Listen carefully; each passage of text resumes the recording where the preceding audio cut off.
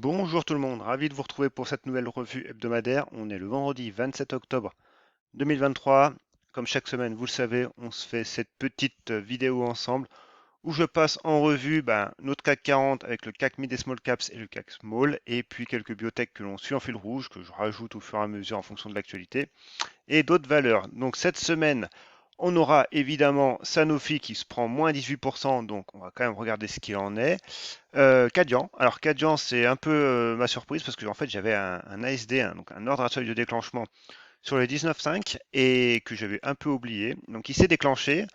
Donc là du coup le prix a fait une belle mèche haute quand même. Donc on va regarder ce qu'il en est en tout cas pour l'instant. Donc voilà, je l'ai mise dans la liste. Et puis évidemment, on a quand même notre liste de valeurs qui est quand même pas si mal que ça. Quand on regarde quand même que le CAC 40 est à moins 1,36 aujourd'hui, donc OPM, Oco-Design Précision Médecine, qui n'est pas Oco-Design qui était à 14 euros l'an dernier, hein. Il y a eu une OPA, la boîte est scindée en deux, hein. Donc attention quand même. Et elle nous prend 12%, donc elle a fait son breakout des 2,18. Donc, pareil, on va analyser ça, hein. Ça fait quand même quelques semaines qu'on en parle également.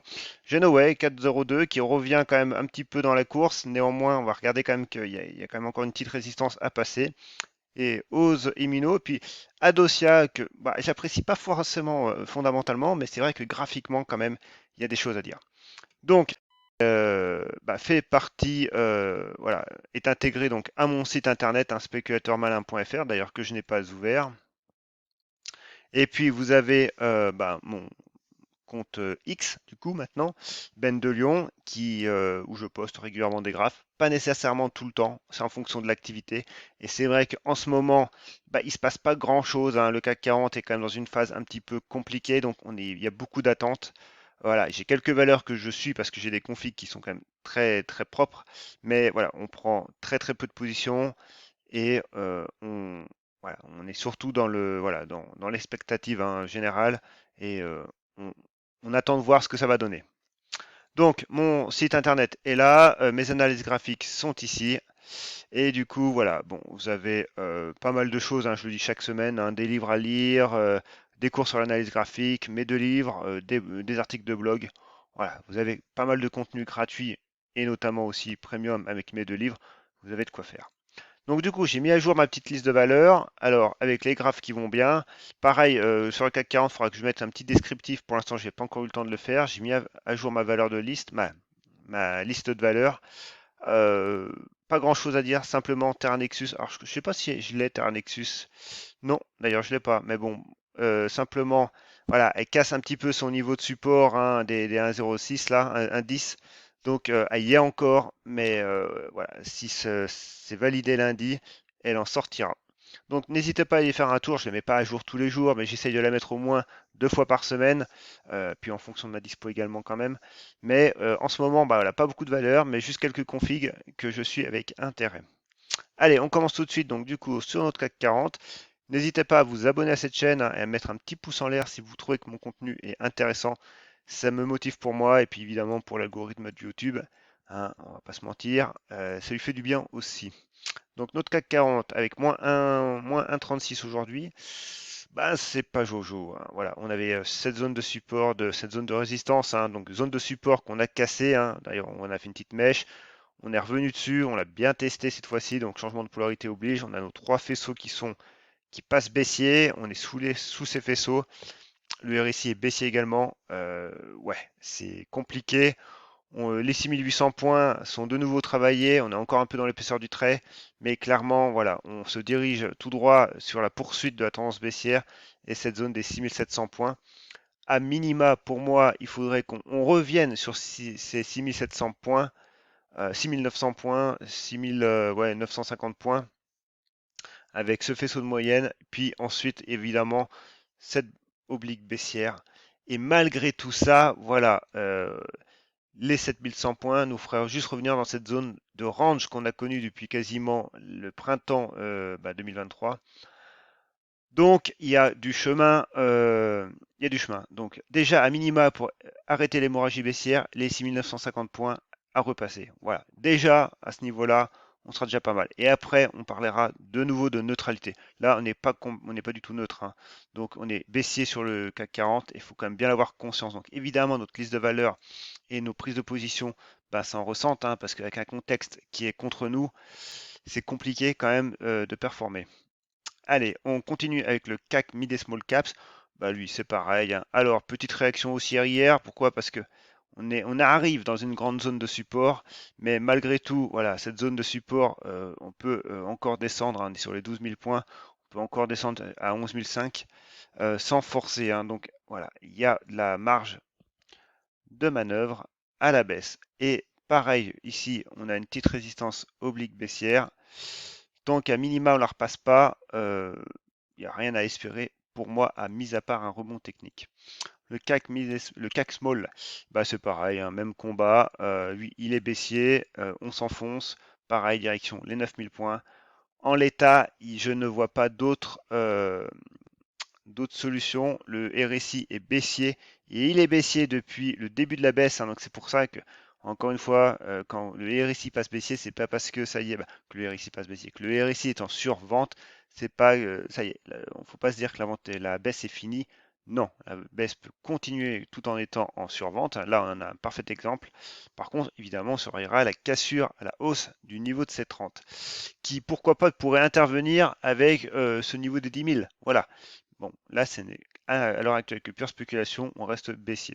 Allez, on continue avec nos biotech. Alors, Oco-Design Précision Médecine, voilà, ça c'est une belle config qui est haussière, clairement. Voilà, tous nos faisceaux, le RSI est haussier. Le volume est arrivé, voilà, quand on a eu notre breakout en milieu de journée, le volume n'était pas encore là. Évidemment, le volume arrive après coup. Évidemment, hein, c'est des transactions, donc il faut que les transactions se fassent. Et là, on a un magnifique chandelier quand même, il faut noter ce qu'il est, hein, voilà, un magnifique Marubozu. On termine au plus haut, donc c'est très bien. Donc l'enjeu, évidemment, ici, maintenant, alors là, par contre, on va se mettre en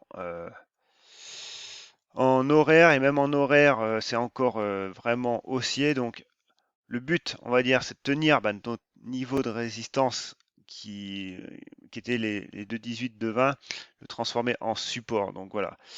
Malgré tout, ça ferait quand même une grosse baisse, mais ça reste malgré tout possible, hein. Sur une mèche basse, on peut très bien les toucher et rebondir dans la foulée. Et si on trace les retracements de Fibonacci, alors sur un unique chandelier, hein, mais pareil, encore une fois, si vous décomposez ce chandelier en unité horaire, bah, vous obtenez, alors évidemment, il faut que je le montre, vous obtenez quand même plusieurs chandeliers. Alors, on va le montrer en horaire. Et en horaire, voilà, ça nous donne ce niveau des 2,25, 2,23, voilà, comme premier niveau de support au regard des retracements de Fibonacci. Pour l'instant, on n'a pas plus d'infos que ça. Donc évidemment, on manque d'infos, hein. Donc, c'est lundi que le prix nous donnera plus d'informations, en soit continuant plus haut, soit en consolidant de nouveau, hein, ce qui serait pas mal, hein, en fait, hein, en consolidant, donc pareil, en abaissant un petit peu sa volatilité, en congestionnant de nouveau, et pourquoi pas en recréant de nouveau une figure en triangle ascendant, et continuer cette hausse. Donc, quoi qu'il en soit, on est haussier, il n'y a rien d'autre à dire. Maintenant, à très très court terme, voilà, les niveaux des 2,25, 2,23, et puis on va attendre que le prix nous donne plus d'informations à ce niveau-là.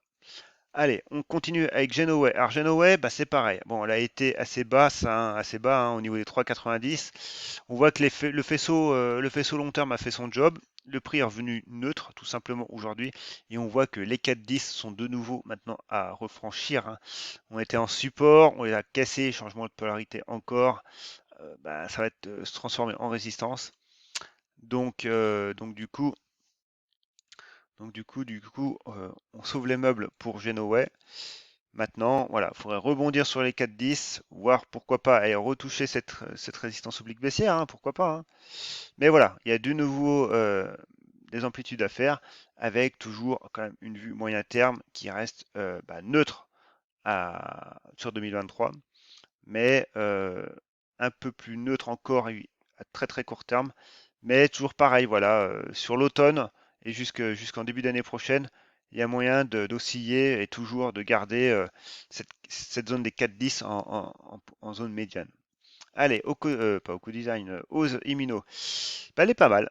Elle est pas mal. Elle consolide bien. Elle nous fait un triangle symétrique. Alors, le triangle symétrique, on pourrait aussi en parler simplement en mode branch, un canal horizontal. Et c'est plutôt ce que je privilégie. Là, on a quand même un niveau. Alors, je vais zoomer un petit peu. Pour l'instant, on a un niveau de résistance qui commence à se dessiner sur les 4,50, 4,54. Alors, par contre, là, c'est nécessaire de zoomer un petit peu et de passer en 4 heures. On voit qu'on est neutre en journalier. On a une bande de Bollinger quand même qui cadre le prix. Et en 4 heures, voilà, on a la bande supérieure qui est sur ces niveaux-là. Donc, à condition de tenir hein, cette zone des 4,08 à très court terme, voire les 3,90 à plus moyen terme, eh ben, on irait retester les 4,60 pour de nouveau, cette fois-ci, vraiment congestionner et avoir quelque chose, un signal graphique propre avec la résistance cette oblique baissière. Donc, Osemino, voilà, c'est une configuration graphique qui se surveille. Elle a fait sa grosse poussée en septembre, elle consolide à plat, une baisse des volumes conséquente. Donc, une config quand même qui reste digne d'intérêt. Ensuite, Adosia. Adosia, malgré tout, voilà, faut dire ce qui est, elle consolide proprement. Euh, alors, on va juste ajuster un petit peu cette zone de support. Elle consolide proprement. On a un support oblique haussier qui fait le job. On a, alors, ça c'était une hypothèse que je vais tracer. Voilà, le prix a décidé que les 8 euros, 8,10 était un pivot voilà, plus probable que de revenir sur les 9 euros. Et on voit que les bandes de Bollinger se contractent au fil des semaines. Donc, pareil, si elle continue de bien se comporter, je vais quand même la mettre dans ma shortlist parce que graphiquement parlant, voilà, on a eu un gros. Voilà, pour moi, le seul bémol, c'est qu'on a vraiment corrigé euh, par rapport à la hausse initiale. Voilà, on aurait fait cette figure-là sur les 11-10 euros, ça m'aurait plus convenu. Maintenant, voilà, ça n'empêche qu'on a une belle congestion qui se met en place, on a un niveau pivot qui devient propre. Donc, encore une fois, voilà, elle mérite quand même son intérêt. Française Énergie, pas grand chose à dire pour elle. Toujours les 39 euros en dernier rideau. Pour l'instant, c'est un petit peu entre deux. C'est voilà, c'est un petit peu pâteau. Pas terrible, terrible. Alors ça d'ailleurs, je vais la supprimer celle-là. Voilà, on y verra plus clair. Et